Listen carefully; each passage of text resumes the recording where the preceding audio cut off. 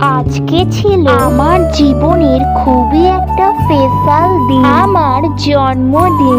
সেই দিনে কত পুচকি একটা মেয়ে বাচ্চা ছিলাম, দেখতে দেখতে কত বড় হয়ে গেলাম। দিনগুলো কত তাড়াতাড়ি চলে গেল। তবে মা আমার জন্য ভালোবেসে কত কিছু রান্না করেছে নিজের হাতে। আমার জন্মদিনের স্পেশাল মেনু তাহলে তোমাদের বলি। প্রথম পাতে রয়েছে লবণ লেবু, ভাত আর পটল ভাজা, গোল গোল করে চিচিঙে ভাজা, শুক্তো মাছ, চিকেন কষা, পায়েস, চাটনি, দই আর মিষ্টি। প্রথমে তো ভাজাভুজি দিয়ে ভাত খেলাম, তারপরে শুক্তো দিয়ে ভাত খেলাম। শুক্তোটা তো দারুণ খেতে হয়েছে, শুধু শুক্তোই না, সব রান্না দারুণ হয়েছে। এরপর তো মাছ দিয়ে ভাত খাচ্ছিলাম, তারপরে তো আমি চিকেন কষা দিয়ে ভাত খাচ্ছিলাম। আর মা চিকেন রান্নাটাও দারুণ করেছে, আর মায়ের হাতে রান্না করা প্রত্যেকটা খাবারের স্বাদই আলাদা। এরপর তো আমি চাটনি খেলাম, তারপরে আমি পায়েস খেলাম। আমার তো পায়েস খেতে খুবই ভালো লাগে। এরপর দই খেলাম,